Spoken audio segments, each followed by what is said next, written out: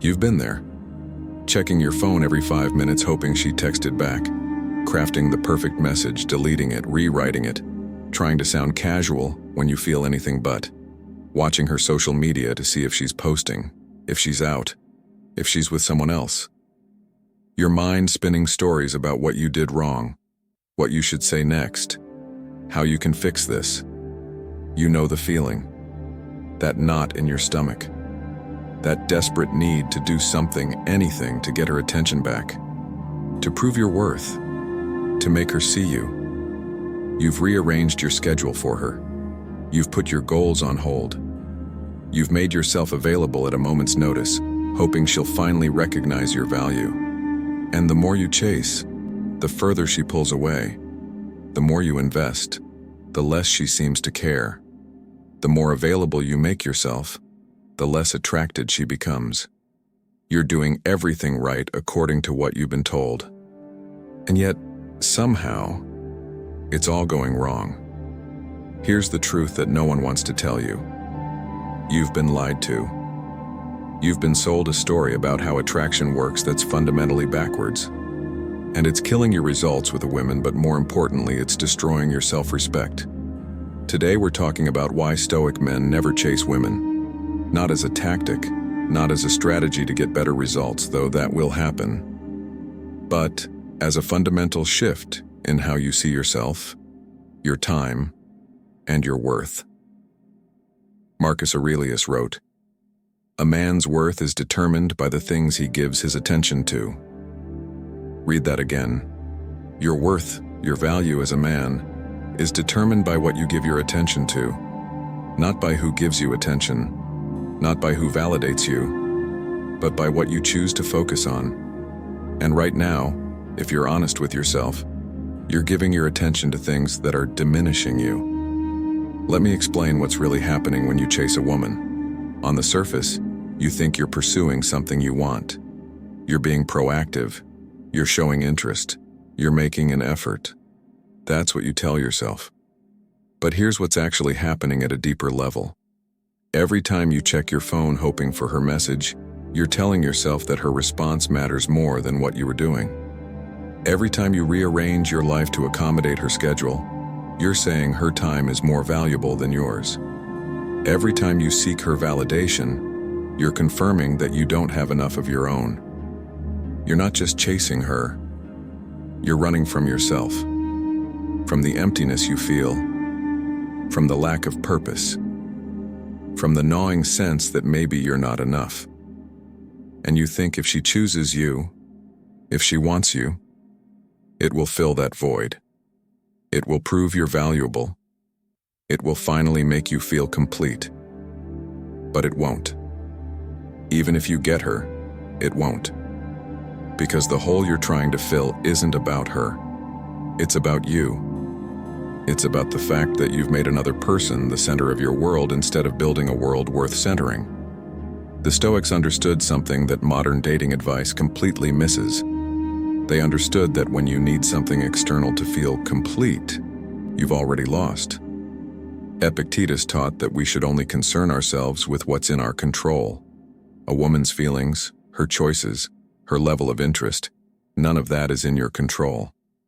The only thing you control is yourself, your choices, your focus, your character. So when you chase, when you obsess, when you strategize about how to win her over, you're literally spending your life energy on things outside your control. You're giving your power away, and you feel it. That's why it hurts. That's why there's that constant anxiety. Because deep down, you know you're abandoning yourself. Here's what changes when you stop chasing. First, you reclaim your attention. Remember Marcus Aurelius. Your worth is determined by what you give your attention to. When you stop giving your attention to whether she texted back, whether she likes you, whether she's thinking about you, you free up that attention for things that actually build you.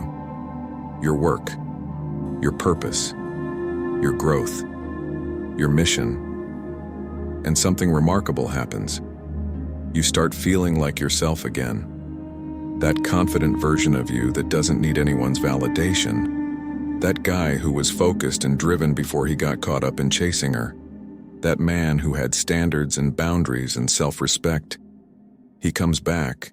Second, you remember what you're building. Every man should be building something, a business, a skill, a body, a legacy. Something that requires focus and dedication and time. When you're chasing a woman, that all gets pushed aside. It becomes secondary to whether she's responding. But when you stop chasing, when you recenter on your purpose, you remember why you're here. You remember what actually matters. And here's the paradox that will frustrate you until you experience it. The moment you genuinely stop needing her attention is often the moment you become most attractive to her. Not because you're playing a game, not because you're using reverse psychology, but because you're finally being the man you're supposed to be. Focused, grounded, complete in yourself. Women don't want to be the center of your universe. They say they do, but watch what they're actually attracted to. They're attracted to the man who has something going on. The man who isn't always available because he's building something important. The man who doesn't need them to feel complete because he's already complete. Third, you develop genuine outcome independence. This is a term that gets thrown around a lot, but most men don't really understand it. Outcome independence doesn't mean you don't care about outcomes. It means you're not attached to them. You're not dependent on them for your sense of self. When you're chasing, you're completely outcome dependent. Your mood, your self-esteem, your entire emotional state depends on her response. She texts back, you're elated. She doesn't, you're crushed. She agrees to see you, you're on top of the world. She cancels, you're devastated. You're on an emotional roller coaster, and someone else is controlling the ride. But when you stop chasing, when you genuinely focus on yourself and your purpose, her response becomes just information, not validation, not a referendum on your worth. Just information about whether this particular person is aligned with your life or not. And that shift in perspective changes everything. Fourth, you start attracting instead of pursuing. Think about the men you respect most, the men who seem to have their choice of high-quality women. Are they chasing? Are they constantly pursuing, convincing, proving themselves? No. They're so focused on their mission, so grounded in their purpose, so comfortable in their own skin that they become magnetic. Women come into their orbit, attracted to that energy, that focus, that self-possession. You can't fake this. You can't pretend to be focused on your purpose while secretly obsessing over whether she likes you. Women sense that immediately. They feel the neediness underneath the performance. But when you genuinely shift your focus, when you genuinely invest in yourself and your mission, that becomes real. And real is what attracts.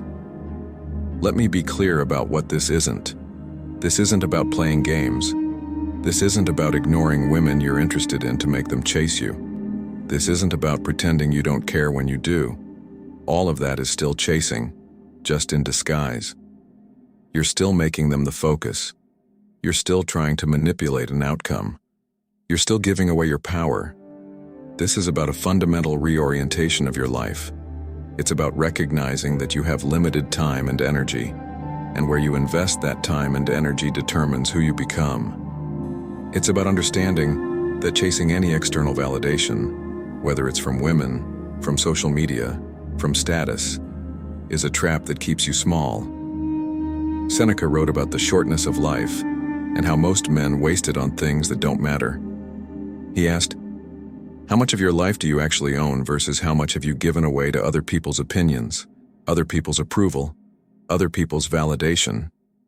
When you're chasing a woman, you've given away your life. You're living in reaction to her, not in alignment with yourself. So what does it look like to stop chasing?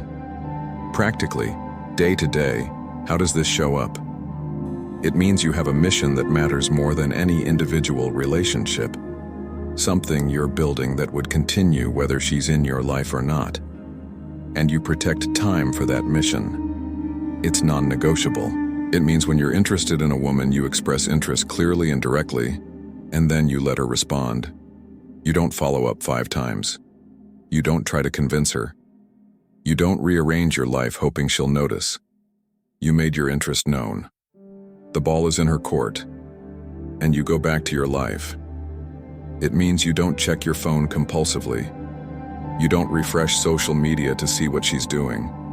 You don't analyze her every word looking for hidden meaning. You trust that if she's interested, she'll make it clear. And if she's not, that's valuable information that frees you to focus elsewhere.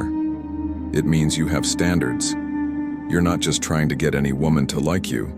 You're evaluating whether she meets your standards, whether she adds value to your life, whether she respects your time and your boundaries. And if she doesn't, you move on without resentment or bitterness. Just a calm recognition that it's not a fit. It means you're comfortable with silence and space.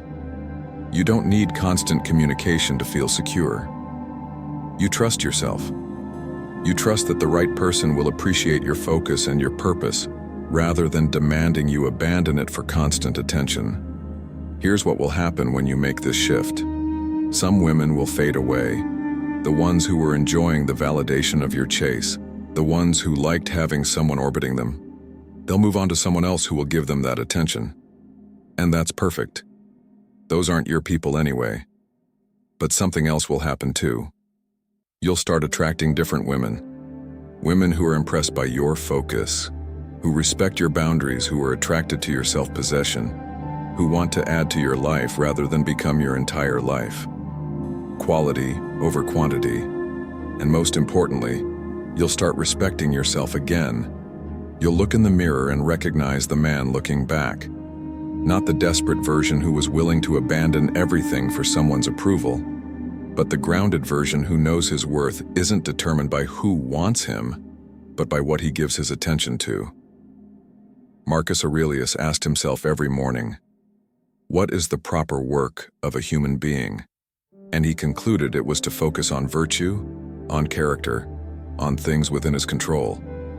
Not to chase external validation, not to need things from others, but to become someone who has something worth giving. That's what stopping the chase is really about. It's not a tactic to get women. It's a commitment to becoming a man who doesn't need to chase because he's built something so compelling, so focused, so grounded, that the right people are naturally drawn to it. You've spent enough time giving your power away, checking your phone, waiting for validation, rearranging your life for people who don't appreciate it, abandoning your purpose for the temporary comfort of someone's attention. It's time to reclaim your attention, to invest it in things that actually build you, to become the kind of man who doesn't chase because he's too busy creating a life worth being invited into. Remember, your worth is determined by the things you give your attention to. So choose wisely. Choose yourself. Choose your purpose. Choose to build instead of chase. And watch how everything changes when you do.